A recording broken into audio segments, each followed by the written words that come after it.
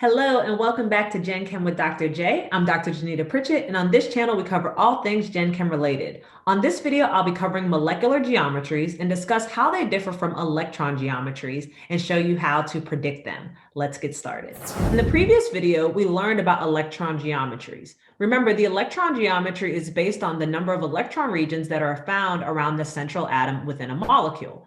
And when we're counting, we're looking at the number of lone pairs that surround the central atom, as well as the bonding regions. Remember, the bonding region is accounting for whether it's a single bond, a double bond, or a triple bond that's found on that central atom. Now, there were only 5 types of electron geometry configurations that you could have. Linear if there were 2, trigonal planar if there were 3, tetrahedral if there were 4, trigonal bipyramidal if there were 5, and octahedral if there were 6. And remember, each one of those configurations had specific bond angles associated with them. Well, the molecular geometry is now looking at the actual shape of the molecule itself, not necessarily including the electrons that are found within the lone pair. So the shape that remains once those atoms are in position may differ from the electron geometry that we predicted based off of all the electron regions. And so remember that progression is you need the Lewis structure first. From the Lewis structure, you count your lone pairs, your bonding regions. You predict your electron region, one of those 5. And then we can go into our molecular geometry, what the actual molecule looks like. Now, the molecular geometry will differ from the electron geometry if there are lone pairs on that central atom. Lone pairs are really going to affect the overall molecular geometry for a couple of reasons. One, they occupy more space than the bonding regions do. And so as a result, what ends up happening is the bonding angle that's found ends up being slightly shifted than what you would predict if everything surrounding, all the electron regions surrounding the central atom were the same. And so a good example of this is shown here on how the geometry could be impacted a bit, whether it be from lone pairs or from not having the exact same electron groups or atoms surrounding the central atom. And so here, if we look at CH2O, in this case, we would say that there is trigonal planar geometry, that electron geometry, because there are 3 bonding regions, 1, 2, 3, no lone pairs. So this would be trigonal planar. Now, with trigonal planar, we would predict that the bond angle should be about 120 between each of those different atoms. However, you can see in this case with formaldehyde, because you have 2 different types of atoms that are surrounding the central atom, one that's a little bit more electronegative, the oxygen compared to the hydrogens, the bond angle is going to end up being affected. There's greater repulsion that's going to happen because of that really electronegative region. And so the angle between those hydrogens gets condensed slightly down. So we no longer have that quite perfect electron geometry, that 120-degree angle. Okay, so the geometry can be impacted by the different atoms that are present. Now, in addition to that, it can also be impacted by the lone pairs. Remember, lone pairs, those are those electrons that are not involved in the bonding process. Well, those electrons actually occupy more space around the central atom. Because they're occupying more space, you're going to end up with that condensing of the bond angle between the remaining atoms that are present. So again, those repulsive forces are going to really be impacted based on the presence of a lone pair. So the big thing you want to remember that when you have lone pairs, it's going to make the bonding pair angle smaller than what you would expect if there were no lone pairs around that central atom. And so again, those bonding electrons are shared by 2 atoms, so that negative charge is removed from the central atom. But when you have that lone pair, those negative region can create a bigger repulsive force, okay? And they're going to take up bigger space. So take, for instance, ammonia here, NH3.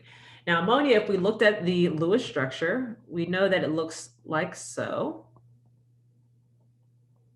And so when we do our count, we would count that there's 1 lone pair, 3 bonding regions around here. So 1 lone pair, 3 bonding regions that exist. And so because there's a total of 4 electron regions, we would say that this should have a tetrahedral electron geometry, accounting for all the electron regions.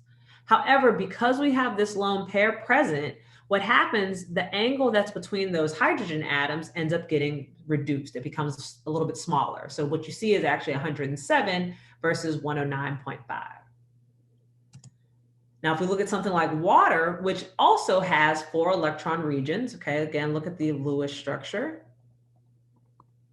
We have 2 lone pairs, 2 bonding regions, so that gives us a total of 4. 4 electron regions means that the electron geometry accounting for all those electron groups would be tetrahedral. But now, since we have 2 lone pairs present, they're taking up even more space, so notice what happened to the angle. The angle's even smaller than what we saw with the ammonium example, okay? Ammonia example, excuse me. So again, the impact having more lone pairs on in a molecule on that central atom is going to reduce that angle that exists between the remaining bonded atoms. Okay, so let's walk through the different types of molecular geometries that can exist. Now remember, if you're dealing with a molecule that has no lone pairs on the central atom, the electron geometry and the molecular geometry will be the same. If you have lone pairs on the central atom, your electron and molecular geometry will be different. How you go about predicting it is you have to get the electron geometry first, then you redraw the molecule, keeping everybody in the same position, same orientation. You just don't show where that lone pair is. And that new shape that you have represents the molecular geometry. So for the first example that we have is a derivative of our trigonal planar electron geometry. So remember, trigonal planar electron geometry happens when we have 3 electron regions around the central atom. Now, if all 3 are bonding regions, then the electron and molecular geometry are the same. If you have 1 lone pair around that central atom, like in this example with SO2, so you see here we have a lone pair and then 2 bonding regions, the electron geometry in this case would be trigonal planar. It would make that triangle shape. However, when we redraw it, so it would look something like this, where we have that triangular shape. Now, when we redraw it, we redraw just without that lone pair present. And so the resulting shape, well, remember when we had 2 things that were in line with each other, we said they were linear. When they're not in line with each other, well, this shape is bent. And so we would call this bent, or being more specific, trigonal planar bent, because we will have another bent example that comes for tetrahedral. But you can just say this is a bent shape. Okay, so this is what the molecule, the actual molecule looks. Notice I didn't redraw those SO2 as a straight line.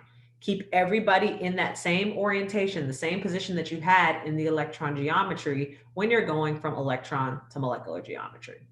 Okay. All right, moving on to the next one. So with tetrahedral, remember tetrahedral is when you have 4 electron groups around the central atom. That would be your electron geometry. If those electron groups are all bonding regions, the molecular and electron geometry would be the same. If there is a lone pair, or maybe 2 lone pairs, the molecular geometry will be different. If you have 1 lone pair present out of the 4 electron groups, the molecular geometry shape is going to end up being pyramidal. Okay, and we saw that in that NH3 example. It's going to create that pyramid triangular pyramid, that with the central atom making that the top of the pyramid. Okay, and again, the bond angle is going to decrease from 109.5.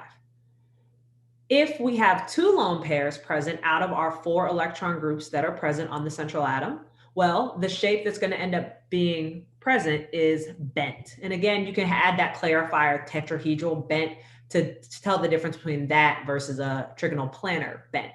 And again, in this case, if there are 2 lone pairs, the bond angle will be even smaller. So just remember that sometimes you may get hit with questions that are asking you to compare the bond angles. Well, if they both have the same electron geometry, then look to see which one has more lone pairs. The one with more lone pairs would have the smaller bond angle.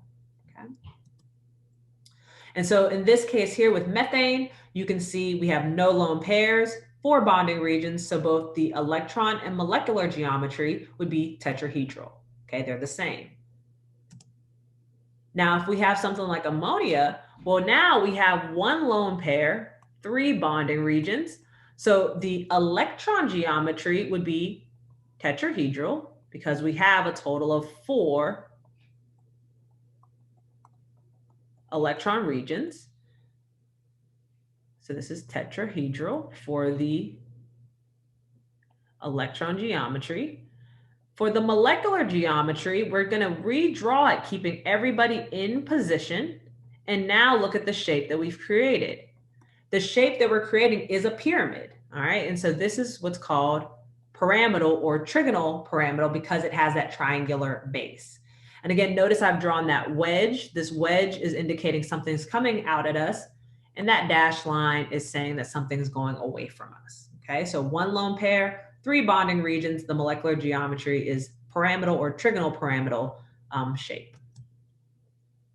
And again, we can see that here with ASF3, one lone pair, 3 bonding regions. Again, notice the shape of just the molecule is pyramidal. The electron geometry would still be tetrahedral because you account for all of the electron groups that are surrounding that central atom. So again, this is tetrahedral.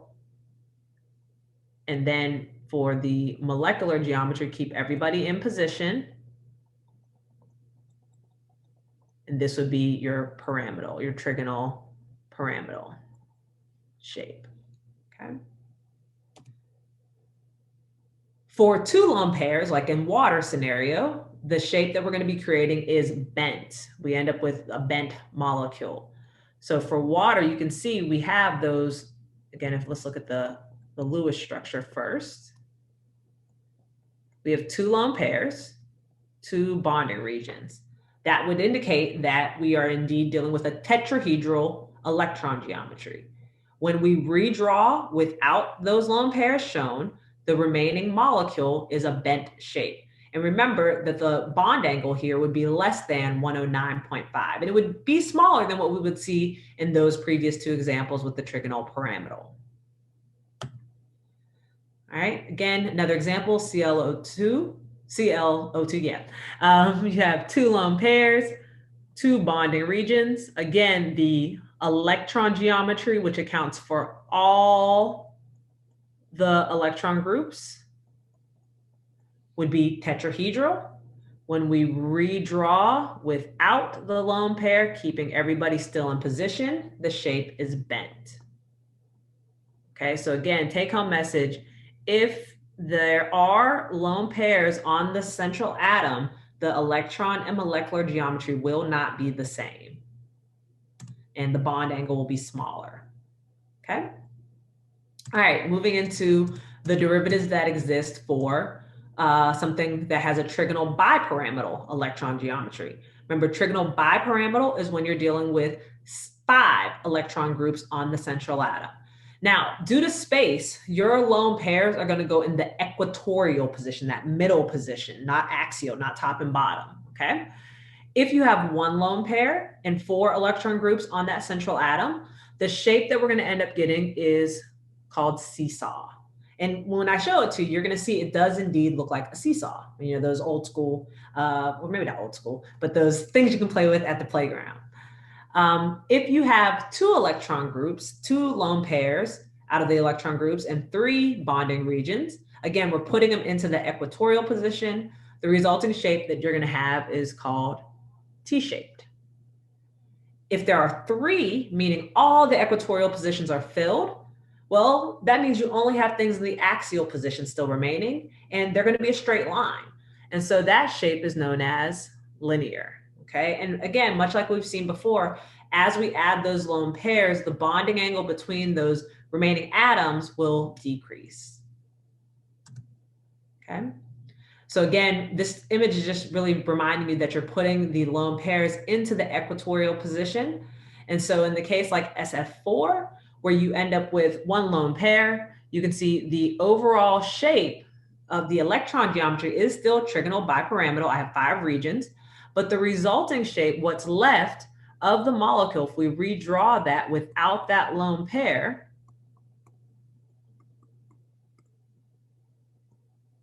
if you turn your image perpendicular, you could see the seesaw shape, okay? And so that would be your seesaw molecular geometry. All right, and so here we go. Again, go from the electron geometry to the molecular geometry, just redraw without that lone pair, keep everybody in position. And so one lone pair, the molecular geometry would end up being seesaw.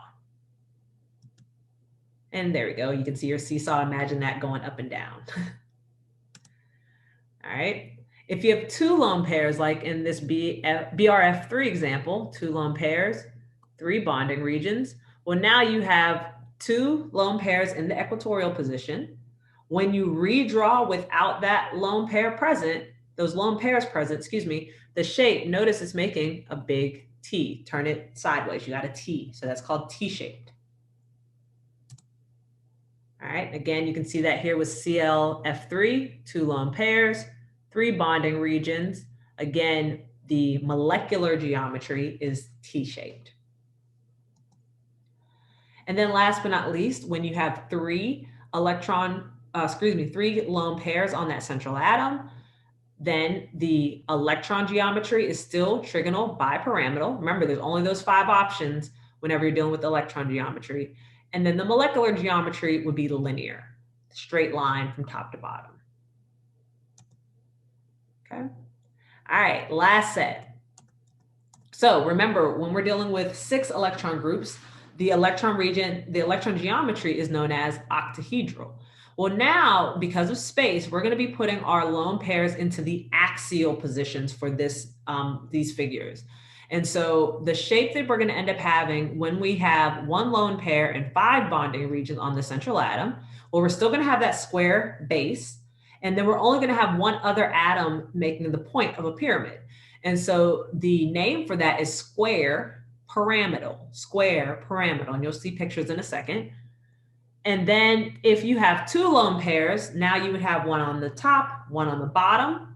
Then what's left is just atoms in that square position, and it's flat. So that's what we call square planar. Okay. And so you can see here in this example of BRF5, where we have one lone pair, then 5 bonding regions here. Well, the electron geometry would still be octahedral. I have 1, 2, 3, 4, 5, 6 regions around that central atom. When I redraw without the lone pair, the shape that's remaining, you guys see the square here, and then here is the pyramid. So the name is square pyramidal. And for square planar, when you have 2 lone pairs, then 4 bonding regions, again, those lone pairs go top and bottom, axial position. The electron geometry would still be octahedral. Remember, there's only those 5 options. And then the molecular geometry would be square planar, because you only have that square flat piece remaining of the molecule. Okay. All right, so I know that was a lot of information, but take a picture of this slide. This has every combination that you can think of, and this will be a really great resource for you. So I definitely recommend taking a picture of this slide and use this as you are going through some of these examples. Okay, so I'll give you guys a moment. Take a picture. All right, let's move forward. All right, so let's put everything together that we've discussed from the previous video and this one, how we go about predicting the shapes. So again, first step is we are drawing the Lewis structure if that's not provided for you. After you've done that, we're going to count the number of electron groups that surround that central atom. How many lone pairs? How many bonding regions? And remember, count regions, not individual bonding pairs. Okay? From there, you're then going to classify what you have there. And remember, again, it's again stressing that multiple bonds count as one group. And you'll be able to predict that electron geometry based off of how many you have. From there, if there are lone pairs, you can also then predict the molecular geometry by simply redrawing without showing those lone pairs, keeping all the other atoms in position. All right, so let's put it all together and try doing this. Here we want to predict the geometry and the angles for PCl3. And so our first step we know is, well, draw the Lewis structure. You guys should be pros at this. We know that phosphorus is going to go in the middle. It's the least electronegative atom. And when we draw it, what you should end up with is that phosphorus with 3 bonding regions and 1 lone pair surrounding the central atom. All right, we would count these. So we would count 1 lone pair, 3 regions. So that gives me a total of 4 electron groups. Anytime you have 4 electron groups, that means our electron geometry is what? That is tetrahedral. And so if we know that it's going to be tetrahedral, that means that the expected angle should be 109.5. However, we know that one of those positions is occupied by a lone pair. And so if that's the case, that means that the expected angle, all we can say, we don't know the exact angle, but what we can say is that it'll be less than 109.5. Again, the resulting electron geometry is tetrahedral. Now, when we redraw without the lone pair and just simply show the molecule, it would look something like this. And that shape would be our trigonal pyramidal, okay? And so our electron geometry is tetrahedral, the molecular geometry is trigonal pyramidal, and the bond angle would be less than 109.5. Okay? All right, let's try one more. We have SiF5 minus. Now make sure when you're doing this that you remember to account for that negative charge. That means we add another electron as we're doing the Lewis structure. And so we know Si goes in the center. It's the least electronegative. And you should come up with a Lewis structure that looks similar to what's shown here. Okay. Then we count. On the central atom, there are 0 lone pairs, 5 bonding regions, which would give us a total of 5 electron regions. Anytime we say there is 5 electron regions, we know the electron geometry is trigonal bipyramidal and would look similar to the image that's shown below, where we have 2 atoms in the axial position, and then 3 in the equatorial position, like so. Okay, and remember we would show that one with the wedge, that dashed line. Okay, and now ask yourself, would the molecular geometry be different than the molecular geometry here? And in this case, we would say no, there are no lone pairs. And so because there are no lone pairs, the electron and molecular geometry would be the same. In terms of bond angles, we know that that triangular base, the equatorial position, would have bond angles of 120 degrees. The axial to axial would be 180, and from axial to equatorial, making that 90-degree angle. Okay. All right, good. And then one more, ClO2F. And so again, first step, we would want to figure out who goes in the center. Chlorine is the least electronegative, so that goes in the center. And then we would come up with our Lewis structure, which would look something like what is shown for you here. We step back and count. We see that we have 1 lone pair, 3 bonding regions. And so if that's the case, then total is 4. Electron geometry would be tetrahedral. And so we know we would end up with a shape something kind of like this. And then when we redraw without the lone pair, that now the shape for the molecular geometry would end up being trigonal pyramidal with bond angles less than the expected 109.5. Okay. So again, make sure you figure out the electron geometry before you jump to the molecular geometry. All right. And then one last thing we just want to harp on, I've already hinted to this, but you do want to just make sure you're aware. When we're drawing these, we want to make sure that we're drawing these in a manner that indicates the 3D nature of this. Of course, we're still drawing on paper, so indeed they are really flat, but to indicate that it is a 3D structure, we are no longer using just simple straight lines like we were dealing with the Lewis structures. If you've noticed, if you've been paying attention, I've been doing some wedges, I've been doing dashed lines, and so those wedges and dashed lines help to indicate if something is coming out at you or going away from you.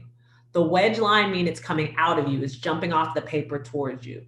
The hashed or dashed line means it's going away from you, it's behind the paper as you're drawing it. And that's what's creating the 3D dimensionality that we are trying to represent. All right, and it would look something like these figures shown for you here. So again, this might be a good one for you to take a picture of as you are studying.